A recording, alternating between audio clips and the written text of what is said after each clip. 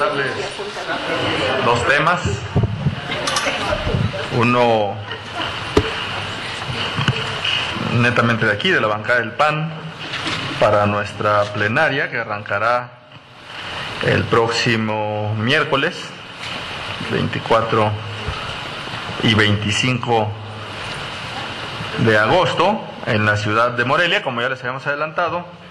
Solo quizá para graficar que estaremos trabajando en las áreas jurídicas, seguridad y justicia, que estarán a cargo del vicecoordinador jurídico Óscar Arce y el diputado Leonardo Guillén, del área económica, fiscal y financiera, que tendrán que ver todos estos temas, inclusive el paquete presupuestal, el diputado Luis Enrique Mercado, vicecoordinador del área económica del grupo. En el área social, donde tendremos que ver las reformas pendientes, laboral, los temas sociales, la diputada vicecoordinadora de lo social, Gloria Luna.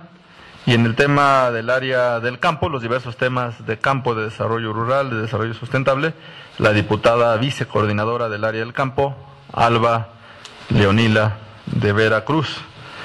Pues estaremos trabajando esos días para delinear una agenda específica. Parte del trabajo central que veremos seguramente será el paquete presupuestal. Nosotros le tomamos la palabra al presidente Madero y en una parte al PRI, que quiere una reforma a la ley de coordinación fiscal. También los diputados del PAN decimos sí a la reforma a la ley de coordinación fiscal, pero sí a la reforma de la ley de coordinación fiscal para que tengamos transparencia, para que tengamos rendición de cuentas, para que tengamos control de gasto en las entidades federativas y tengamos también un mecanismo para que las entidades que se endeudan sin ton ni son y que llevan a los estados a tener una gran deuda por encima de sus recursos o a hipotecar la vida de sus ciudadanos incluso por décadas, tienen que controlarse, tiene que haber candados y tiene que haber un mecanismo para que esos esquemas de endeudamiento no solo sean por decisión unilateral. Ya hemos visto casos de falsificación de documentos, ya hemos visto casos de variación en la información que a veces se mienten, que se les da a las propias instituciones financieras. Entonces tendremos que acompañar ese tema. Y en los otros campos pues haremos una revisión de las iniciativas pendientes, de las reformas pendientes que también interesan al país, como la reforma política, la reforma laboral, la reforma de seguridad nacional, que también habrá que analizar, y algunos otros temas. En el caso del PAN es tradición que nos reunimos a trabajar una agenda que al final de la plenaria se les comparte para saber exactamente a qué temas nos referiremos en la propia discusión y cuáles alcanzarán el consenso de la bancada para poder presentarlos como temas sustanciales. No sé si en este caso hubiera alguna pregunta, solo decirles en general que arrancamos el miércoles 24 de agosto, nos acompañará el secretario de Gobernación, el licenciado Francisco Blake Mora, estará también el secretario de Hacienda y Crédito Público, el doctor Ernesto Cordero Arroyo, nos acompañarán también en nuestra reunión. Es un estado donde hay elecciones y por supuesto estará la candidata del Partido Acción Nacional y PANAL, que acaba de registrarse allá en Michoacán, Luisa María Calderón Hinojosa. Arrancaremos el jueves con el señor presidente de la República, Felipe Calderón Hinojosa, que nos acompañará en nuestra reunión plenaria. Más tarde estará con nosotros el doctor José Narro Robles para hablar de la propuesta de la UNAM sobre seguridad y justicia, elementos para la construcción de una política de Estado para la seguridad y la justicia en democracia, que es un documento que ha estado en el debate nacional en estos días y que nos gustará a los diputados del PAN escuchar de primera mano. Estará por supuesto el presidente del Comité Ejecutivo Nacional del PAN, el presidente Gustavo Madero, y prácticamente serían quienes nos estarán acompañando en esta plenaria. Las mesas de trabajo que están divididas en las 4 mesas que les hemos planteado para que los legisladores podamos, según las áreas de competencia, las áreas de experiencia y las áreas de conocimiento, poder integrar lo que será la plataforma de la agenda legislativa para el siguiente periodo ordinario que arranca el 1 de septiembre. Estamos a sus órdenes en este tema. Nada más, sobre la responsabilidad, ¿habrá o propondrán sanciones sobre estas responsabilidades de las deudas de los gobiernos estatales? Sobre todo que pues la queja ciudadana, incluso de los que ya entran en turno, es de que gobernadores se van del país y se van con toda la impunidad del mundo, dejando, como usted dice, endeudada a la sociedad hasta por muchas décadas. Si contemplan eso, alguna sanción corporal incluso, o se quedarán en impunidad. Y en el segundo, el tema del YETU y la baja del petróleo, ¿cómo lo van a abordar esto? Y sobre todo la desaceleración, donde pues lo que va a volver a pegar es a los campesinos, ¿no? En esa que tienen ahí esa mesa, ¿no? Gracias. Ok, en el primer caso, sí, por supuesto que la bancada de Acción Nacional abordará lo que tenga que ver con mayores controles al gasto, sobre todo a los esquemas de endeudamiento y la transparencia y manejo de esos recursos. Si esto no va aparejado a que tenga que haber una sanción por malos manejos, como ya se ha demostrado en algunas entidades federativas, donde hubo información falsa, donde hubo incluso documentos falsos, es decir, constituyeron delitos. Si eso no va aparejado a una sanción, entonces esto no sirve de nada. ¿Por qué bajo la decisión de unos cuantos gobernantes o de un gobernante en turno puede endeudarse a una entidad a décadas de pago sin siquiera haber consultado a la ciudadanía?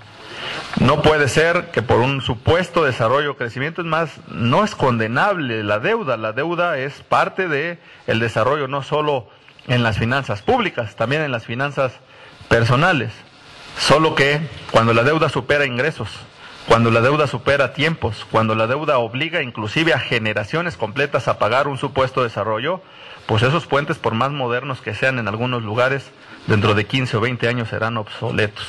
Y de todos modos, los hijos y los hijos de los hijos o los nietos estarán pagando eso. Yo creo que lo que ahí aspiramos es a que nos hablen con claridad. Y hay lugares, por ejemplo, donde se endeudaron, caso concreto el Estado de México, sin ahondar más, con unos puentes que se pagaron con recursos públicos, con unos puentes que pagan los ciudadanos en una cuota para acceder a esos puentes y que durarán muchos años.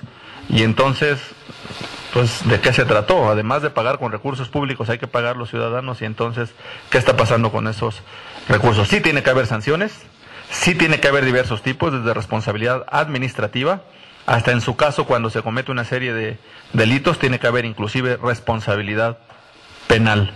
El manejo de los recursos públicos es una responsabilidad que no tiene que ver con colores o distingos de partido, tiene que ver con una responsabilidad del servicio público y del manejo de las finanzas públicas.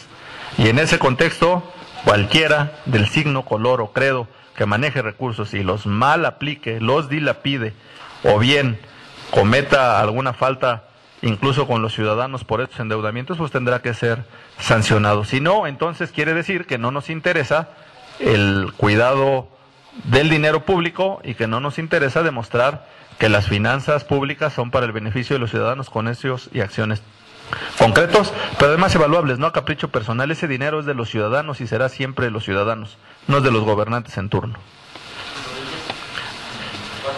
Lo del YETU. Bueno, en el tema económico, nosotros no adelantaríamos en este momento en ningún aspecto, dado que parte de lo que será la plenaria será un encuentro con el propio secretario de Hacienda. Habrá que ver lo que ellos nos propondrán conforme a las políticas y a los lineamientos económicos.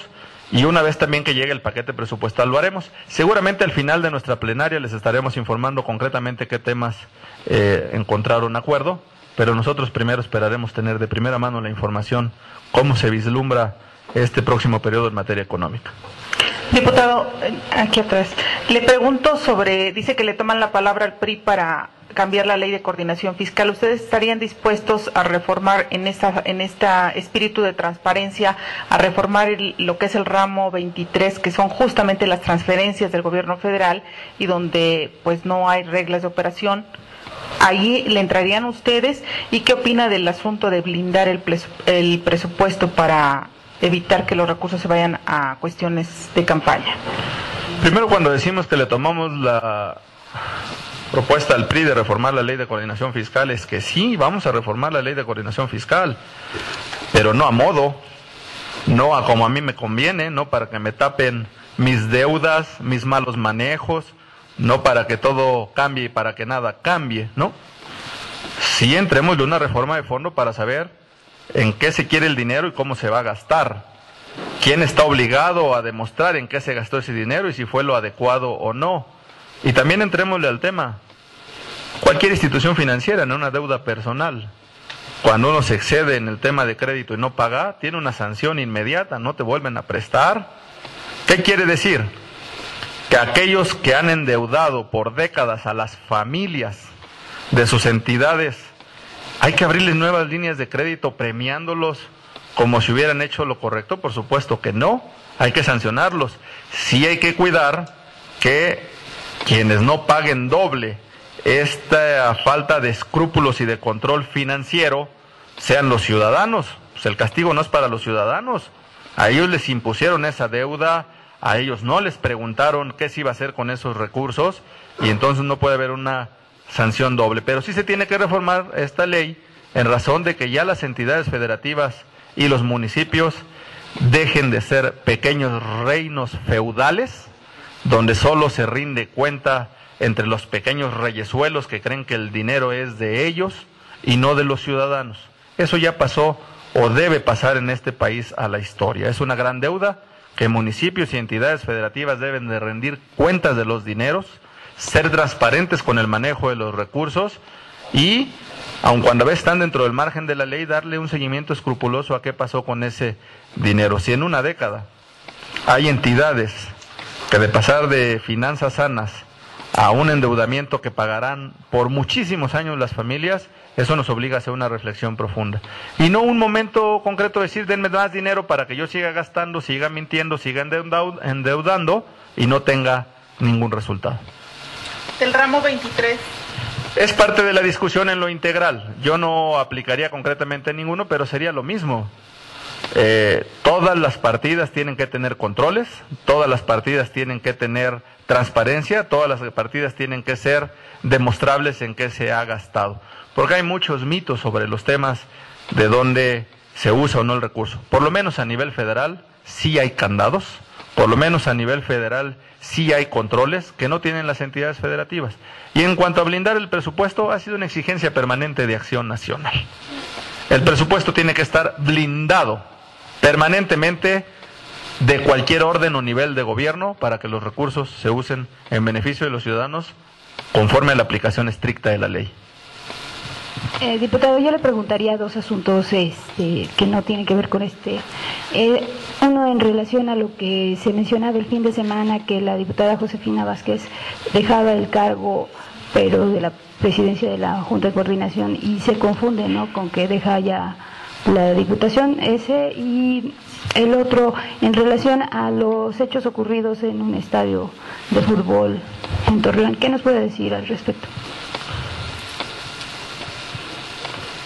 Del primer asunto, lo que ha expresado y al menos que hemos platicado y hemos visto en lo que expresó la diputada Vázquez Mota es que el ciclo de la Junta de Coordinación Política se agota conforme a la ley y entonces tiene que hacer un proceso de entrega que seguramente será la última semana de agosto. Hasta donde entiendo, ella no ha expresado bajo ninguna circunstancia en este momento cuándo pueda dejar la coordinación e inclusive la bancada. Pero como no son temas de supuestos o de creencias, seguramente cuando ella tenga una fecha o algún tema, lo hará saber así de manera abierta. Pero en este caso concreto lo que sí podemos decir es que se refería única y exclusivamente al tema de la Junta de Coordinación Política. Y en relación a lo...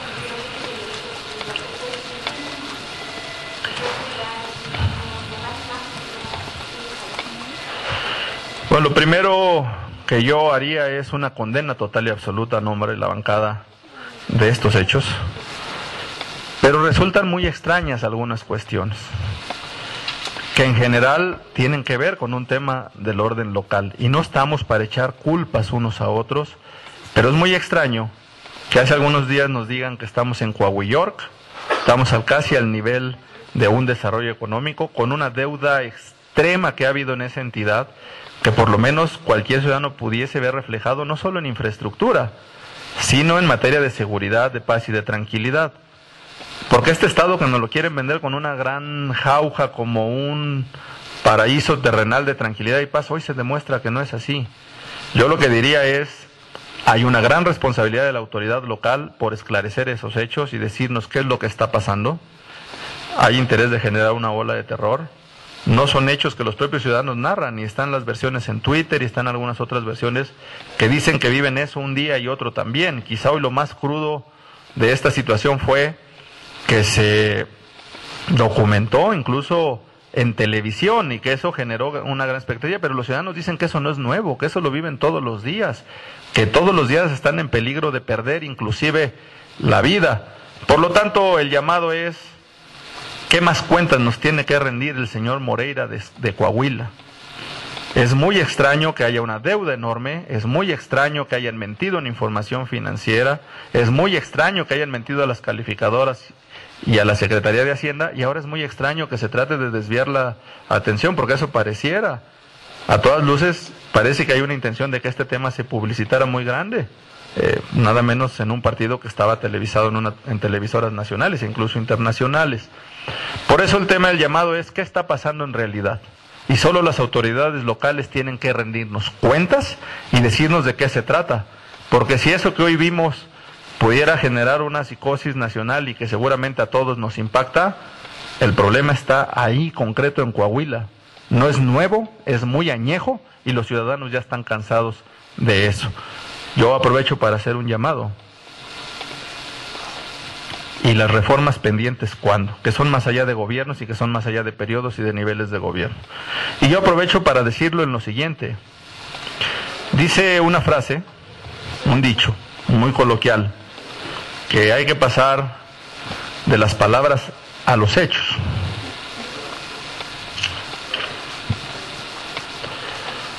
No es la de hoy, esta es la del 3 de mayo. Y ahora el dicho será, porque se repite, esta sí es la de hoy, el llamado al PRI, en sus bancadas, en su partido, y en lo más profundo que tienen como una parte importante de este país, es que pasen no solo de las palabras a los hechos, que pasen de las fotos a las reformas, que pasen de las fotos a las propuestas, que pasen de las fotos a construir y a poner de una vez por todas qué México queremos y cómo lo vamos a lograr. No basta una foto, porque esto pasó en mayo y no hubo periodo extraordinario.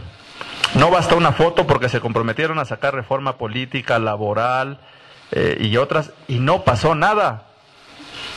Yo quiero ser optimista y no pesimista, y yo esperaría que hoy esta foto sea un reflejo, ahora sí, no de a mentiritas, porque la pasada no generó nada, que sea de a de veras, que esa supuesta unidad, que la tenemos que celebrar en todos lados, en los partidos, en la Cámara, en la sociedad. A este país le falta concordia y paz, por supuesto que celebraríamos algún aspecto de estos, pero que pase a los hechos y a la realidad.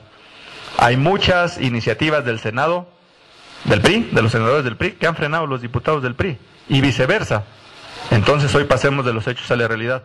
Y entonces este discurso de lo que sucede, que es muy grave en materia de seguridad en las entidades federativas, lo dejemos de ver si es culpa de unos o es culpa de otros.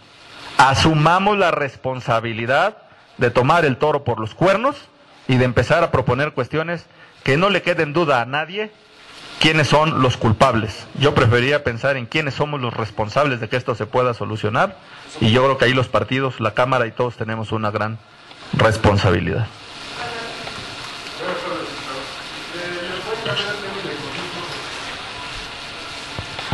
Le consulto su opinión sobre una información periodística que se publica hoy respecto a la compra de vehículos blindados en la Secretaría de Hacienda. Según estos informes oficiales, el secretario Cordero, o el responsable de las áreas administrativas en Hacienda, ordenó la compra de vehículos blindados con un costo superior a 2 millones de pesos cada uno, y esto apenas 2 años después de que ya se había comprado pues un lote de este tipo de autos. ¿Se justifican en estos momentos esas adquisiciones, diputado? Yo aquí no quisiera especular porque no conozco esa información de mano, sé que está en los medios, pero formalmente yo no podría hacer alguna aseveración. Concretamente, sobre el tema. Sí me comprometo a buscar ese mecanismo y como toda información financiera debe ser información pública. Entonces una vez que la tengamos podríamos estar haciendo algún comentario al respecto. Perdón, retomando un poquito la pregunta que se hizo hace un momento sobre la seguridad, parece que, ¿cuál es la impresión o la lectura que tendría el PAN? Porque vemos lo del estadio en Coahuila, el granadazo en el acuario en Veracruz, y la situación en Zacatecas, Aguascalientes, etcétera, etcétera. Parece que en la mayoría de los estados donde hay gobiernos priistas es donde está ocurriendo este tipo de hechos. ¿Es para crearle una mala imagen al PAN como gobierno en 10 años o es una mera coincidencia o qué es lo que ocurre? No, yo creo que aquí sí hay que ser muy responsables. Los hechos hablan y los hechos saltan a la vista. Veracruz, Coahuila y Estado de México son gobernados por un partido político. De suyo, no es sensato decir que porque son gobernados por este partido político ya tienen esta problemática. Pero al menos el caso, bueno, pues los 3 casos, jamás en la historia de este país han sido gobernados por ningún otro partido político. Donde pudiese habernos, al menos pretextar de que son los cambios y los acomodos, no ha habido un cambio. Pero yo digo que si hay cuestiones extrañas que hay que resolver. Pues si hay un mal manejo de deuda y mentiras de una deuda, ¿cómo creer que sí están combatiendo la inseguridad en esos estados? ¿Cómo creer que las fuerzas municipales y estatales están haciendo su trabajo y no están al servicio de la delincuencia organizada? Y digo creer porque lo que nos dicen es que están trabajando, pero eso solo lo saben las autoridades estatales. Nada más que cuando se falsifican documentos para obtener más dinero del modo que sea, ya nos habla de que ahí se miente, de que ahí no se habla con la verdad y de que ahí se usa todo a costa de obtener beneficios personales de partido o grupales, y eso deja muchas dudas. Estado de México. Por supuesto que es mi entidad y algunos dicen que a lo mejor es extraño cuando uno habla de su entidad o de un partido a otro partido. Pero yo solo grafico 3 hechos, aparte de todos los demás que ya están graficados en medios que no me voy a meter, pero están. ¿Dónde han detenido a los grandes delincuentes? ¿Dónde ha habido presencia de células delincuenciales fuertes? ¿Ya salió alguien del gobierno del Estado de México o de alguna autoridad a hablar sobre el tema del homicidio del alcalde de Zacualpan? Y no es un hecho menor. Si un presidente municipal de la entidad que sea, por municipio pequeño, mediano o grande, está en este riesgo, solo imaginemos cuál es el riesgo mayor para los ciudadanos. Y entonces se calla para no hacerlo más grande, pero el hecho ahí está, y además no es ajeno, no es nuevo. El exalcalde de Ixtapan de la Sal, que también fue secuestrado de manera muy similar y perdió la vida, hoy en día no sabemos nada de lo que pasó ahí. Un exalcalde del PRD, también de la zona de Tlatlaya, que es en el sur del estado, pasó lo mismo. Es decir, no son hechos nuevos, son hechos añejos, son hechos que sufren todos los días los ciudadanos y que hoy nadie puede pensar que se están generando como para pretextar que algo pasa porque ahí gobierna el PRI. Por supuesto que no, es al contrario. Más bien allá ha gobernado el PRI muchos años y lo que nos tendrían que decir es realmente qué están viendo, qué están observando, qué están haciendo, qué les hace falta, cómo ayudamos los otros, los legisladores, los alcaldes, el gobierno federal. Pero no en ese tema ramplón de echar unas culpas, decir es problema del gobierno federal, es un tema de todos. Y lo digo con mucha responsabilidad como mexicanse, porque lo más fácil sería decir el culpable es Peña Nieto, el culpable es... No. Ahí hay responsabilidades y miren, tarde que temprano, la verdad por su propio peso. Ahí está el tema de Coahuila, ahí están otros temas del Estado de México, ahí están tantos temas que han salido que a veces pretenden ocultar, pero es más el peso de la realidad y de la verdad, que entonces lo veremos en su momento. Yo sí, eso es lo único que digo, ese es el gobierno que quieren presentar ahora que en 2012 habrá una elección. Esos son los estados de paz, tranquilidad, bienestar, desarrollo que se quieren presentar. Yo, no como político, como ciudadano, tengo muchísimas dudas y además fundadas. Vengo de un estado donde se ocultan muchas cosas, vengo de un estado opaco, vengo de un estado que es el último lugar en transparencia y acceso a la información, vengo de un estado donde tiene el último lugar en desarrollo y competitividad, y vengo de un estado donde las mujeres todos los días están cuidando de su vida y salen a decir que no existen, aun cuando tenemos cientos de mujeres que han perdido la vida. Oye, diputado, entonces lo que se señala es que los exámenes de control de confianza podrían estar siendo falsificados en algunas entidades, dado el nivel de, que tiene el narcotráfico y el crimen organizado de estar dentro de las propias autoridades. Yo no me atrevería a afirmar con tal contundencia que están siendo falsificados, porque tendría que tener los documentos falsos para poderlo probar. Pero lo que sí puedo sustentar es que hoy que ha quedado demostrado que hay documentos ante autoridades financieras que fueron falsificados, ya tenemos una sospecha y una gran duda. Primera, de si esos exámenes de confianza se han hecho, y segunda, si se hicieron, que no reflejen lo que en realidad era y que hayan podido ser suplantados. No lo puedo confirmar porque no tengo esos documentos, pero sí tengo la duda y la sospecha al tener en otros rubros documentos que incluso calificadoras internacionales han dado cuenta de que fueron falsificados y que no existían esos propios documentos. Entonces el llamado es transparente en esos procesos de control de confianza, díganos a quienes sí se han hecho y a quienes no, y que las autoridades estatales y municipales se involucren más de lleno en la resolución de este problema. Cubiertas al 100%, es decir, los exámenes de control de confianza son tan susceptibles de ser falsificados, digamos. Bueno, eso solo nos lo podría decir una autoridad que se encargara de auditar si efectivamente esos controles de confianza, primero, se llevaron a cabo, y segunda, si verdaderamente reflejan lo que expresan allí. Si hay duda, yo le diría a los gobernadores que hoy están en tela de juicio, porque hay muchos que están en tela de juicio sobre información que han falseado, pues que no esperen a que les pidan que rindan cuentas y transparencia, que den el paso y que demuestren que efectivamente esos controles de confianza existen, se han aplicado al 100% y reflejan la realidad, porque la realidad afuera en la calle es otra. Muchas gracias.